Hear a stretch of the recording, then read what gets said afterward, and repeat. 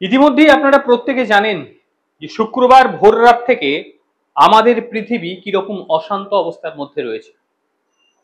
Israel প্রায় 200টিরও বেশি যুদ্ধ বিমান নিয়ে তারা ইরানের ওপরে রাইজিং লাইন করে দিয়েছে তাদের এই অপারেশন। তাদের উদ্দেশ্য ছিল ইরানের পারমাণবিক ও ব্যালিস্টিক মিসাইল যে প্রোগ্রাম, সেই প্রোগ্রামগুলোকে লক্ষ্যবস্তু করে হামলা চালানো। তাতে তারা সাকসেস।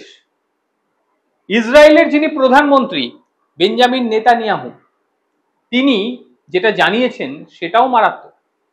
তিনি বলেছেন নাকি ইসরায়েলের অস্তিত্ব সংকটে ছিল এবং তাদেরকে হুমকি দেওয়া হচ্ছিল। সেই অস্তিত্ব সংকট দূর করার জন্যেই এই হামলা। আরেকটি গুরুত্বপূর্ণ বিষয় সামনে এসেছে। প্রধানমন্ত্রী নরেন্দ্র মোদীকে খোদ ফোন করেছেন ইসরায়েলের প্রধানমন্ত্রী বেঞ্জামিন নেতানিয়াহু এবং ফোন করে তিনি দীর্ঘক্ষণ কথোপকথন করেছেন ভারতের প্রধানমন্ত্রীর সঙ্গে এবং পশ্চিম এশিয়ার বর্তমান অবস্থাটা ঠিক কি রকম সেটা জানিয়েছেন। প্রধানমন্ত্রী নরেন্দ্র মোদী উদ্বেগ প্রকাশ করে বলেছেন যে এই অঞ্চলটি শান্তি ও স্থিতিশীলতা খুব দ্রুত পুনরুদ্ধার করতে হবে এবং প্রয়োজনীয় পদক্ষেপ নিতে হবে। খুব গুরুত্বপূর্ণ পদক্ষেপ বা ফোন আলাপ হয়েছে এখানে। মানে ভারতের দৃষ্টিভঙ্গি এমন পর্যায়ে সুন্দরভাবে প্রকাশ পেয়েছে যে বিশ্বের কেউ বলতে পারবে না যে ভারত ঠিক কাদের পক্ষে। ভারত বলেছে শান্তি দরকার। ইসরায়েলের তরফ থেকে বলা হচ্ছে যাতে স্থায়ী শান্তি করা হয়, সেই কারণেই এই উদ্যোগ গ্রহণ করা হয়েছে। ইরানকে বারংবার গোটা বিশ্ব নিষেধ করেছিল যে যেভাবে আপনারা সন্ত্রাসবাদকে মদত করে আসছেন তাতে আপনাদের হাতে পারমাণবিক শক্তি থাকা মানে গোটা বিশ্ব হুমকির সম্মুখীন। সেটাই হয়েছে। ইরান কোনোভাবেই কাউরির কথা শোনার দিকে তারা ছিল না, তারা চালিয়ে যাচ্ছিল নিজেদের কাজ। আর তাদের হাতে পারমাণবিক অস্ত্র চলে আসা মানে যতগুলো সংগঠন রয়েছে সন্ত্রাসবাদীদের, সেই সন্ত্রাসবাদীগুলোর সুতো কিন্তু বাঁধা থাকে সেই ইরানের। এটা প্রত্যেকে জানেন, আমার না বললেও চলবে। এবং এই হামলার ফলে ইরানের একেবারে সামরিকের যিনি শীর্ষ কর্মকর্তা তার মৃত্যু হয়েছে। একজন নয়, একাধিক জনের। একই সঙ্গে পরমাণু বিজ্ঞানী যারা ছিলেন, অনেক পরমাণু বিজ্ঞানী, তাদেরকেও ধুলোয় মিটিয়ে দিয়েছে। এক হামলাতেই প্রায় শেষ ইরান। নরেন্দ্র মোদীর এই যে ফোন কল, মানে নরেন্দ্র মোদীর সঙ্গে যে বাক্যালাপ, এই বিষয়টি একেবারে এক্স হ্যান্ডেলে পোস্ট করেছেন নরেন্দ্র মোদী এবং তিনি বলেছেন যে ইসরায়েলের প্রধানমন্ত্রীর ফোন আমি পেয়েছি এবং আমাকে বর্তমান পরিস্থিতি সম্পর্কে অবগত করেছেন তিনি। আমি জানিয়েছি যে ভারত কতটা উদ্বেগে রয়েছে এবং এই অঞ্চলে শান্তি ও স্থিতিশীলতা যাতে দ্রুততার সঙ্গে পুনরুদ্ধার হয় সেই দিকে জোর দিয়েছে। খুব ভালো কথা বলেছেন। ইসরায়েলি প্রধানমন্ত্রী এবং নরেন্দ্র মোদীর এই যে বাক্যালাপ, এটা কিন্তু গোটা পৃথিবী তাকিয়ে রয়েছে ঠিক কি কি কথা হয়েছে। ভারত তো স্পষ্ট জানিয়ে দিয়েছে আমরা শান্তি চাই, কিন্তু শান্তির উদ্দেশ্যেই কি ইসরায়েলের এই লড়া, মানে স্থায়ী শান্তির জন্য? বেঞ্জামিন নেতানিয়াহু তিনি স্পষ্ট মাত্রায় বারংবার একটা বিষয় বলেছে যে ইরান তাদের উপরে হামলা চালিয়েছে একাধিকবার এবং সেই হামলাটা যদি পারমাণবিক হামলা হতো সেই ক্ষেত্রে তাদের আর অস্তিত্ব থাকতো না, গোটা বিশ্ব হুমকির সম্মুখীন হলো। ইরান মাঝে মধ্যেই এটা চায় যে তিনি বিশ্বের সম্রাট হবেন, এটা তাদের দোষ, এটা তারা চায় এবং কিছু কিছু সময় আমেরিকাকেও ধমকি দিতে থাকে। এটা হয়ে আসছে দীর্ঘদিন ধরে। এবং ইসরায়েল ধ্বংস হওয়া মানে, অনেকেই আমার সঙ্গে একমত হবেন, বেশ কিছু শক্তি মানে অশুভ শক্তি তারা কিন্তু মাথা চারা দিয়ে উঠবে। একটা বিষয় খুব গুরুত্বপূর্ণ, যে বিশ্ব শান্তির জন্য কি যুদ্ধ অবশ্যম্ভাবী? এই বিষয় নিয়ে আপনারা অবশ্যই আপনাদের মতামত জানাবেন। কিছু কিছু ক্ষেত্রে আলোচনা যে একেবারে গুরুত্বহীন হয়ে যায়, তার উৎকৃষ্ট উদাহরণ পেয়েছি পাকিস্তানকে। তার উৎকৃষ্ট উদাহরণ ইদানিং কালে পাওয়া গিয়েছে ইরানকে। যারা সব আলোচনা বোঝে না, তারা বোঝে হিংসা, তারা বোঝে সন্ত্রাস। একাধিক সন্ত্রাসী সংগঠনকে একযোগ করে তারা বিভিন্ন দেশের উপরে হামলা চালাবার বিভিন্ন রকম পরিকল্পনা গ্রহণ করেছে, এবং এমনকি আরব কান্ট্রি পর্যন্ত তারাও ইরানের উপরে বিরক্ত, কারণ তাদের কাজকর্ম ঠিক যে পর্যায়ে যাচ্ছে এটা ঠিক নয়। 2024 সালের সেপ্টেম্বর মাস, মানে 30শে সেপ্টেম্বর, তখন কিন্তু নরেন্দ্র মোদীর সঙ্গে কথা বলেছিলেন ইসরায়েলের প্রধানমন্ত্রী, এবং তিনি সেই সময় জানিয়েছিলেন হিজবুল্লাহ নেতা, হামাস নেতা নাসরুদ্দিনকে যে হত্যা করা হয়েছিল সেই বিষয়ে অবগত করিয়েছিলেন। এবং সেই কথোপকথনের কিছু অংশ সেই সময় আমরা শুনেছিলাম, আপনারাও শুনেছিলেন।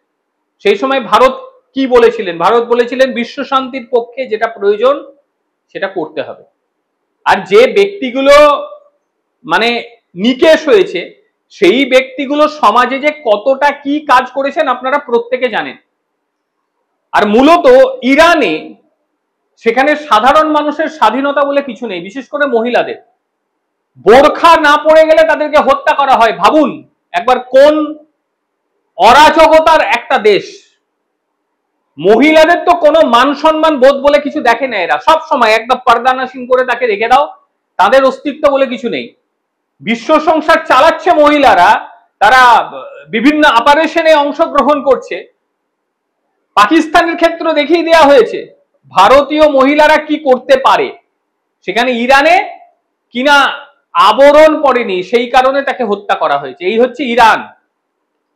এবং গত বছর ইরান ইসরায়েলের উপরে প্রায় 300টি ব্যালিস্টিক মিসাইল মেরেছে। 300টি, এটা হিসাব পাওয়া গিয়েছে। এবং ইসরায়েল বলছে এই 300টি ব্যালিস্টিক মিসাইল যদি পারমাণবিক পেলোড বহন করত তাহলে কি হতো? লাখো লাখো মানুষের মৃত্যু হতো। আর ইরানের হামলায় ইসরায়েলের কিছু থাকতো না, ইসরায়েল শেষ হয়ে যেত। তারা বাধ্য হয়েছে এই হামলা করতে। এইবার এই যে হামলা হলো, এই হামলায় ভারতের উপরে কি প্রভাব পড়বে? ভারতের উপরে সর্বাধিক প্রভাব পড়ার সম্ভাবনা রয়েছে। কারণ আপনারা প্রত্যেকে জানেন যে মধ্যপ্রাচ্য থেকে ভারত প্রায় 44% তেল আমদানি করে। 44%, অনেকটা বেশি। সেই সমস্ত তেল আমদানির ক্ষেত্রে চাপ পড়বে, দাম বাড়বে, এমনকি পশ্চিমে যাওয়ার জন্য যে ফ্লাইট রুট, সেই ফ্লাইট রুটও বন্ধ হবে, এবং যার ফলে বিমান সংস্থাগুলি দাম বাড়াতে বাধ্য হবে, তারা সমস্যায় পড়বে। মধ্যপ্রাচ্যের মধ্যে এখনো পর্যন্ত প্রায় 90 লক্ষ প্রবাসী ভারতীয় রয়েছে, তাদের জীবনের উপরে ঝুঁকি রয়েছে। জম্মু কাশ্মীরের মুখ্যমন্ত্রী অমর আব্দুল্লাহ তিনি জানিয়েছেন যে অতি দ্রুততার সঙ্গে যেন তাদেরকে ফিরিয়ে আনা হয়। এটা গুরুত্বপূর্ণ বিষয়। এবং এরই সঙ্গে ভারত এবং ইসরায়েলের সম্পর্কটা নিয়েও সামনে উঠে আসছে বিভিন্ন রকম কথা।